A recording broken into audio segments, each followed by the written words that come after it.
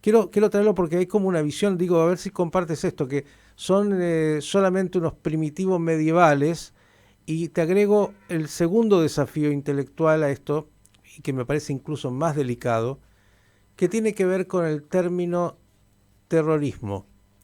Se habla de Hamas como agrupación terrorista, Hezbollah como agrupación terrorista. Por lo menos en estas latitudes, los terroristas tienen cierta nostalgia de revolucionarios, el Che Guevara y otros, no importa en qué dimensión y lugar, que luchaban por una causa o lo que haya sido, pero eran grupos minúsculos. A mí me da la impresión a esta altura que queda bien para la tranquilidad decir, bueno, eliminamos 5 terroristas, no sé cuántos ya a esta altura, 17.000. Digo, pero estamos hablando de personas que también tienen una lógica y que puede ser una narrativa que no nos guste, pero que pretenden un determinado objetivo político a partir de determinadas acciones. Digo, yo no quiero comparar, pero voy a ponerlo porque algunos de mis oyentes saben de esto y saben que además digo barbaridades. Digo, Menachem Begin o Stern o unos cuantos para la creación del Estado de Israel en su momento fueron sindicados como terroristas porque tuvieron acciones determinadas para esa liberación. Digo, hay cierta lógica y a veces me parece que nos quedamos con la simplicidad de todos son bárbaros y además de eso, como son terroristas, hay que eliminarlos como si fueran hormigas. Me parece que por ahí habría que profundizar un poco. Ya me advertiste que me ibas a poner un desafío ahora, porque el desafío para mí es explicártelo en poco tiempo, pero voy a intentar. Tienes toda la razón en lo que dices sobre los iraníes. En Irán, y esto viene del imperio persa que tiene miles de años, hay un aspecto racional dentro de toda la locura fanática contra el gran Satanás y el pequeño Satanás, contra Estados Unidos y contra Israel. Es verdad, ellos son el único país del mundo que amenaza otro Estado de Naciones Unidas todas las semanas, todos los días, varias veces al día. Amenaza de destrucción, no de que te voy a atacar y te voy a hacer daño, sino que te voy a borrar del mapa. Y después del 7 de octubre yo recomiendo que nos tomemos en serio las amenazas y que no las veamos solo como retórica. El caso iraní es un caso importante. Cuando nos amenazan tenemos que prepararnos exactamente para lo que nos están diciendo. Pero hay una racionalidad detrás de esa locura. Hay una racionalidad detrás de ese radicalismo. Uno, quieren lograr la hegemonía del mundo musulmán, que es algo que los persas, mucho antes de que existiese Islam, ya lo querían. Querían ser los líderes de la región. Hoy en día quieren ser los líderes del mundo musulmán, por eso persiguen armas nucleares y podrían estar más cerca que nunca. ¿Tú sabes uno de los motivos por los cuales a lo mejor ellos no están atacando a Israel en este momento? Porque están más cerca que nunca de obtener armas nucleares. ¿Y por qué pensar que les conviene que Israel o Estados Unidos se pongan a bombardear ahora sus instalaciones nucleares cuando están más cerca que nunca? O sea, hay detrás de toda esta locura una racionalidad también. Ellos han hecho mucho daño, ellos son muy inteligentes, Miki. Ellos crearon el círculo de fuego de Qasem Soleimani, que es de las peores cosas que ocurrió a Israel desde su creación. Realmente esta filosofía de crear un círculo de fuego que asfixia a Israel se puso en práctica a partir del 7 de octubre y tuvo más éxito de lo que yo me imaginaría. No es total, no hay intifada en Cisjordania aún, no hay una revolución dentro del sector árabe israelí, por ejemplo, que es algo que ellos deseaban, pero sin embargo crearon 7 frentes: Gaza, Hezbollah, milicias en Siria y milicias en Irak que atacan a Israel, los hutíes en Yemen, Irán, y de alguna forma en Cisjordania también hay lío aquí y allí. O sea que tenemos en este momento 7 frentes, y todo esto es la filosofía de Qasem Soleimani que los americanos mataron en 2020 en el aeropuerto de Bagdad. O sea, yo creo que hay algo más racional de lo que tendemos a pensar en lo que hacen los iraníes.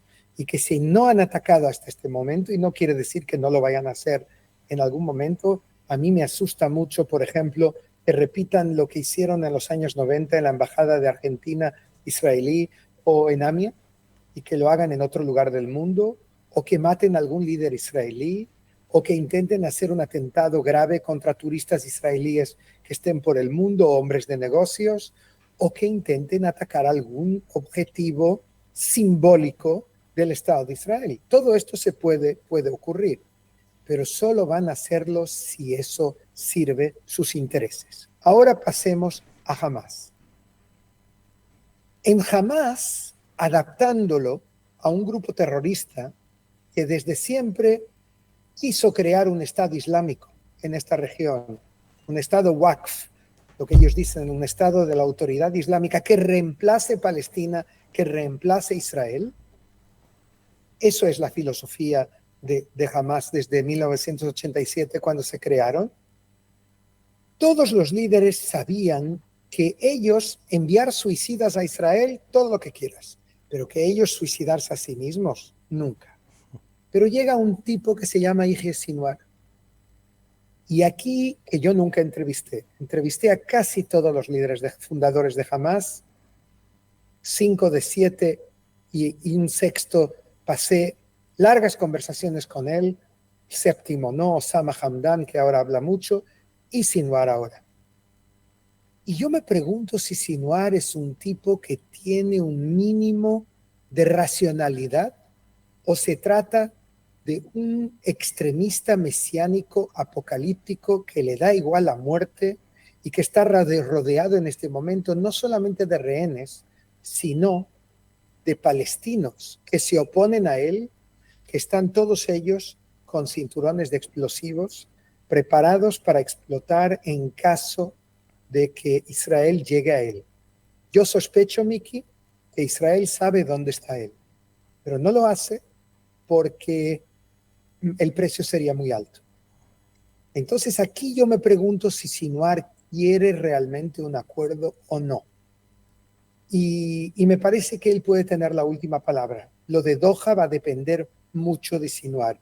Es verdad que también Netanyahu hace todo tipo de movimientos y pone exigencias, y hay quien diga que él va a intentar prolongar la guerra todo lo que puede, pero ya sabes, en Israel todo es política.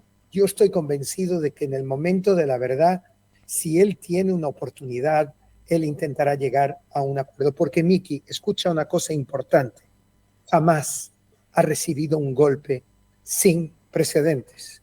Tú dijiste 17,000 hombres muertos de Hamás significa la mitad de su brazo armado, de Azadin el-Qassam y de los Nukba. La mitad de sus hombres armados han muerto en 10 meses de guerra.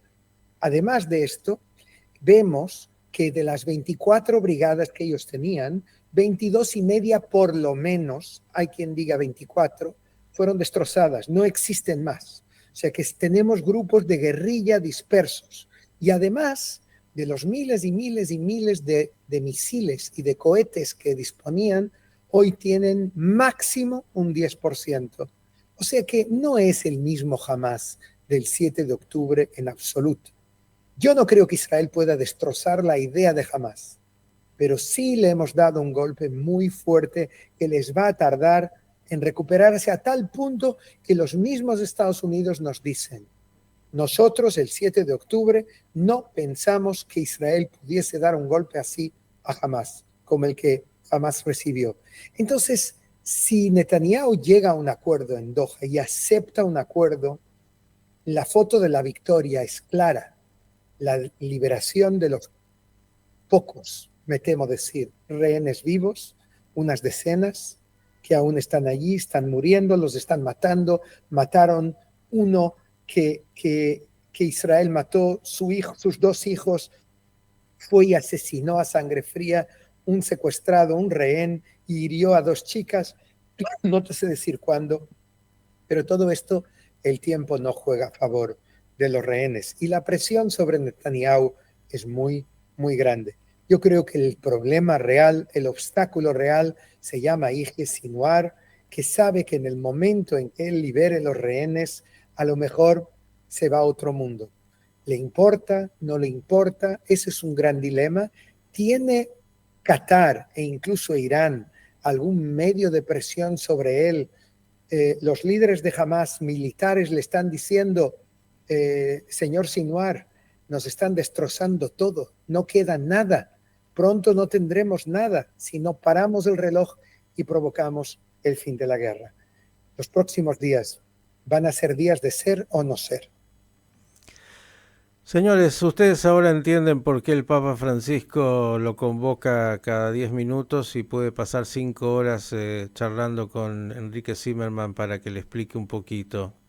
Nos quedan tantos temas, pero simplemente agradecerte, Enrique, como siempre, porque como dije cuando arrancábamos, la gente realmente ocupada siempre tiene tiempo y para nosotros es un enorme privilegio que nos des algunos minutos para darnos un pantallazo. Quedan temas porque, claro, el Medio Oriente y la complejidad que tiene hace que nunca se agoten. Ojalá pronto podamos volver a hablar de cierta normalidad dentro de la anormalidad del mundo, porque también eso creo que es parte de una ilusión, pensar que se va a llegar a esa utopía de no, eso es lo que hay y con eso hay que convivir, como cuando alguien tiene una enfermedad, no hay otra. Enrique, Shabbat Shalom, gracias y Shabbat Shalom, y el gusto es mío, Miki, de verdad. El gusto es mío hablar contigo y que me hagas esas preguntas tan complicadas. Son un desafío y no siempre me hacen, ¿sabes? Me entrevistan bastante, pero no siempre me hacen. Así que gracias. quiero para la próxima que ahondes sobre el tema que no quise seguir porque tenemos una hora más, que es si la definición exacta que se utiliza todavía sobre terroristas es aplicable o por qué se la usa. Yo creo entender por qué, pero digo, creo que es un tema muy complicado en términos de cómo se lo define hoy a estos grupos. Terrorismo, claro, producen terror, eso no cabe duda, pero la guerra produce terror y más. Todo esto para pensar. Saludos al Papa, dile que nosotros también lo vamos a acompañar.